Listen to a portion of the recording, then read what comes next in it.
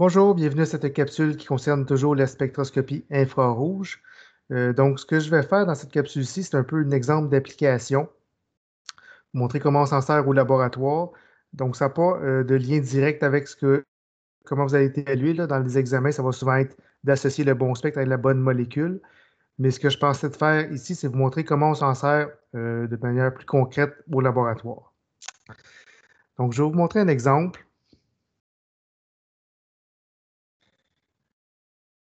Donc, toujours dans le chapitre 5. Concernant la spectroscopie infrarouge. Donc, ce que j'ai mentionné, c'est que la spectroscopie infrarouge, c'est une méthode qui permet de caractériser un produit. Donc, c'est une méthode parmi d'autres. Donc, ce n'est pas la méthode révolutionnaire. Là, c'est au même point que le point de fusion, point d'ébullition, que j'ai encore oublié de mettre le T, indice de réfraction. Donc, c'est une méthode qui permet de caractériser un produit, mais ce n'est pas la seule que vous devez utiliser au laboratoire, là. Donc, vous devez en utiliser plus qu'une pour confirmer que vous avez le bon produit. Donc, je vous montre un exemple. Donc, c'est un labo qu'on fait habituellement en chimie organique, qui est la synthèse de l'acétaminophène. Donc, on part d'une molécule ici qu'on appelle le P-aminophénol, donc le para-aminophénol, la nomenclature qu'on va voir dans le chapitre 8 sur les composés aromatiques. Mais on peut quand même voir les caractéristiques de cette molécule-là. Donc, on voit qu'il y a un amine en bas ici. Vous avez un cycle benzénique avec un alcool, donc un phénol dans le fond. Si on voit que le OH attaché au benzène. Donc, vous avez amine, un alcool composé aromatique. Et P, c'est pour para, là, parce que c'est des positions ortho-méta-para. On va voir ça dans le chapitre 8. Donc, vous avez des conditions ici. Donc, on ajoute ça avec de l'acide acétique, de l'anhydride acétique. Et vous obtenez l'acétaminophène, donc le médicament qui est souvent utilisé pour les maux de tête. Donc, dans l'acétaminophène, qu'est-ce qu'on a? Bien, vous avez encore le composé aromatique, le benzène. Vous avez un alcool. Et vous voyez que vous avez modifié le NH2 par un NCOCH3, donc une fonction amide. Donc, le spectre infrarouge devrait représenter le fait qu'on passe d'un amine à un amide. Donc, dans ce cas-ci, c'est un amide secondaire, parce que vous voyez qu'il y a deux carbones ici. Ben, votre azote est attaché à un carbone là et un carbone là. Donc, ça, c'est un amide secondaire comparativement à un amine. Donc, je ne ferai pas la description complète du spectre infrarouge, donc je vais juste voir les principales bandes pour vous montrer comment on s'en sert. Donc, ce qu'on devrait faire normalement au laboratoire, c'est qu'on devrait prendre un spectre infrarouge. On devrait caractériser dans le fond notre substrat qui est ici. Donc, s'assurer qu'on a le bon substrat, donc spectre infrarouge. Si c'est un solide, on devrait prendre le point de fusion. Si c'est un liquide, le point d'ébullition, l'indice de réfraction, etc. Donc, on devrait déjà au départ caractériser notre produit. Et on va aussi caractériser notre produit final pour voir si c'est passé quelque chose entre le départ et la fin. Normalement, le point de fusion au début et le point de fusion à la fin devrait être différent. Même le spectre infrarouge devrait être différent au début et à la fin. Donc, dans ce cas-ci, donc, vous ne savez pas, c'est deux solides. Donc, on part d'un solide, une poudre blanche, à un solide, un autre poudre blanche. Donc, on ne peut pas se fier dans ce cas-ci à l'aspect visuel. On va prendre un point de fusion et un spectre infrarouge. Donc, si on prend un spectre infrarouge de notre produit de départ, donc c'est un exemple qu'on a ici, c'est un produit de départ qu'on a fait dans une session passée. Donc, vous avez votre composé, vous avez différentes bandes à différents endroits. Donc, on va caractériser les bandes pour voir comment on interpréterait ce spectre-là. Donc, je ne les mettrai pas toutes, là. Je vais en mettre quelques-unes. Donc, on devrait avoir normalement des liaisons CH dans un benzène paradisubstitué. Donc, qu'est-ce que ça veut dire? Donc, c'est les hydrogènes qui sont ici dans un benzène qui a deux substituants en position para. Donc, on va le voir dans le chapitre 8, qu'est-ce que ça veut dire là. Donc, où est-ce qu'on va trouver ça? On va aller voir ça dans. Je vous montrerai tantôt. Je vais vous montrer les bandes que je vous ai intéressées, puis je vais vous montrer où les trouver. On a du NH2 dans un composé aromatique. Donc, la bande NH2 ici. Composé aromatique, c'est le benzène ici. Donc, on a des NH2 dans des composés aromatiques. Et on a un OH aussi dans un composé aromatique. Donc, il y en aurait d'autres, là. Je ne caractériserai pas toutes. Je vais me contenter de ces trois-là.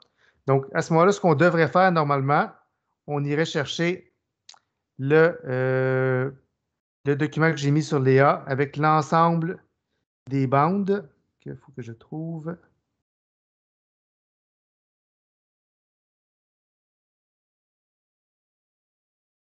Donc, on irait voir normalement ce document-ci.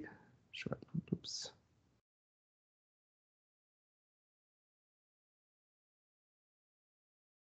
Je le trouve ici. Donc, vous avez une série de bandes. Donc, vous voyez, vous avez le NH2 dans les composés aromatiques. Vous l'avez ici. Vous avez le OH dans les phénols, qui est ici. Et vous avez les CH dans les composés aromatiques parasubstitués. Je l'avais vu un petit peu plus bas ici. En fait, il faut les trouver là. Oui, ici. Donc, vous avez les paradisubstitubenzène, les liaisons CH, entre 830 et 810. Donc, il y en existe d'autres, là. Donc, on va se concentrer sur ces trois-là pour l'instant.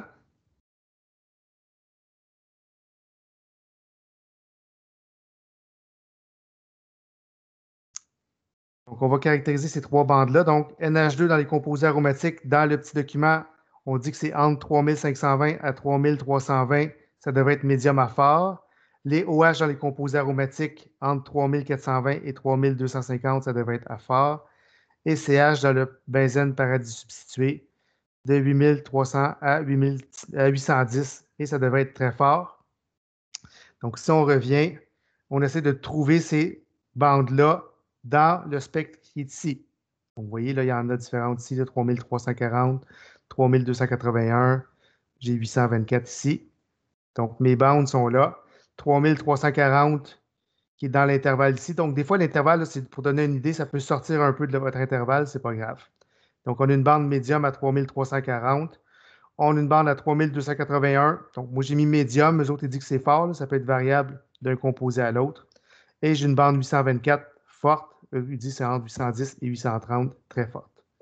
Donc, on part de ce qu'on devrait obtenir selon le document et on regarde, nous, dans notre spectre, qu'est-ce qu'on a. Et ça nous permet de caractériser notre substrat dans ce cas-ci. Ça, c'est notre produit final qu'on devrait obtenir. Donc, on voit que le spectre est quand même passablement différent. Qu'est-ce qu'on va observer dans ce spectre-là? Donc, j'ai mis trois ou quatre fonctions. Donc, j'ai mis encore les CH paradis substitués, les NH2 dans les amides secondaires et les CO dans les amides secondaires. Donc, on retourne dans notre document.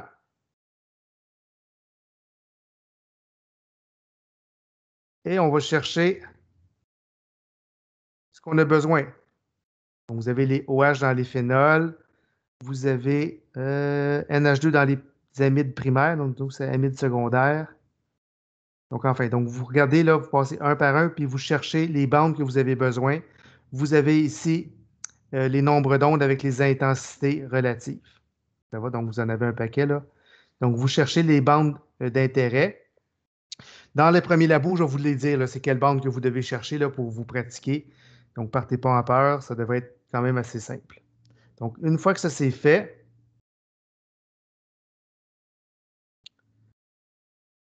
on continue. Donc, on va mettre les bandes qu'on a trouvées dans notre document ici, donc les OH dans les composés aromatiques, NH dans les amides secondaires, CO dans les amides secondaires, etc. Il y en aurait plus que ça, j'en mets juste quelques-unes. Et on va voir dans notre spectre où est-ce qu'ils se situent ces bandes-là et on les indique. Donc, c'est ce que j'ai fait ici. Donc, on voit là que normalement, je devrais me situer dans l'intervalle. Des fois, ça peut être un petit peu en dehors de l'intervalle. C'est pas grave, vous prenez la bande la plus proche à ce moment-là. Ça va? Donc, vous voyez ici, j'en ai mis deux parce que je ne savais pas laquelle exactement correspondait à ce que je cherchais pour cet exemple-là. Donc, c'est la façon de travailler. Là, vous partez de votre molécule, vous regardez les bandes d'intérêt, vous allez voir où est-ce qu'ils devraient sortir, et ensuite, vous regardez sur votre spectre si vous les avez ou pas. Une fois que ça c'est fait, on se rappelle que vous partez de cette molécule-là et vous vous rendez à cette molécule-ci. Ce que vous pouvez faire maintenant, c'est d'aller chercher sur Internet le spectre du produit final que vous voulez avoir. Donc, nous, c'est ce produit-ci. Donc, ce qu'on fait, je vais vous montrer. On va sur Internet. Donc, sur le site ici, je vais retourner au début. Return to search. Donc, le spectre que moi je veux avoir, donc on arrive au début de la page du site. La page que moi je veux avoir, c'est le spectre que je veux avoir, c'est l'acétaminophène. Donc, je peux voyons, le mettre en formule, mais je vais le mettre en nom. Acétaminophène. On se rappelle que c'est un site en anglais. Donc, eux vous donnent le nom là, du 4'-hydroxyacétanylide. Nous, ce qu'on veut, c'est le spectre infrarouge. Assurez-vous que ce que vous avez, c'est la bonne molécule. Donc, c'est ce que j'ai ici. Et le spectre infrarouge devrait ressembler normalement à ça. Donc, ce que je vais faire maintenant, je vais comparer le produit que moi, j'ai obtenu au laboratoire avec le produit obtenu par la banque de spectre infrarouge.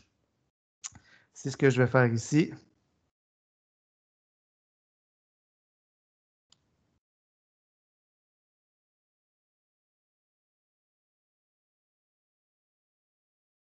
Donc, ça, c'est mon produit de départ. Ça, c'est le spec que j'ai trouvé sur la bande Internet, là, le produit final que je devrais obtenir. Donc, on voit que, bon, il y a beaucoup de différences. Donc, c'est normal parce que ce n'est pas le même produit normalement. Mon produit final que j'ai obtenu devrait ressembler plus à ça ici. Donc, on voit, ça, c'est mon substrat. Ça, c'est mon produit final sur Internet. C'est pas pareil. On voit beaucoup de différences. Si je compare maintenant mon produit final avec le produit final que je devrais obtenir selon la littérature, ça ressemble ici. Donc, on voit qu'il y a beaucoup plus de similitudes. Les bandes ici sont quand même assez semblables. On voit que ça peut être variable un peu en fonction des températures et des conditions expérimentales, mais on voit qu'il y a quand même des similarités entre le spectre que moi j'ai obtenu au laboratoire et le spectre obtenu sur Internet par la littérature. Donc, on voit qu'il y a une similarité. Donc, on peut s'attendre à ce que le produit que j'ai synthétisé soit le bon produit. Pour confirmer encore plus, on va continuer à caractériser notre produit. Donc, on peut prendre une des caractérisations suivantes, là, le point de fusion, le point d'ébullition, l'indice de réfraction, la chromatographie sur couche mince. Là. On va tout voir ça dans les expériences qu'on va faire. Dans ce cas-ci, vu que c'est un solide, c'est pratique de prendre le point de fusion. Donc, si on regarde sur Internet, le point de fusion de l'aminophénol est à 188 en théorie. Mon produit final devrait être à 169 en théorie. Donc, si je prends un point de fusion de mon produit expérimental, je devrais normalement être plus proche de la valeur de l'acétaminophène que celle de l'aminophénol. Évidemment, plus mon produit expérimental va être loin de la valeur attendue, bien, plus ça veut me dire que mon produit est impur. Donc, normalement, on tolère un écart de 1 degré. Plus l'écart est grand, bien, moins mon produit est pur. Donc, c'est un peu comme ça qu'on sert de la spectroscopie infrarouge. Là. Donc, c'est un outil parmi tant d'autres pour caractériser un produit. Ce que vous devriez être en mesure de faire actuellement, c'est d'être capable d'associer le bon spectre avec la bonne molécule. Donc, vous avez plusieurs exercices à faire en lien avec ça. Là. Donc, c'est juste de jumeler les deux. Là. La bonne molécule. Mettons, je vous donne 4 molécules, 4 spectres, vont vous dire lequel correspond au bon spectre. Donc, ça termine le chapitre 5. On se retrouve pour le chapitre 6.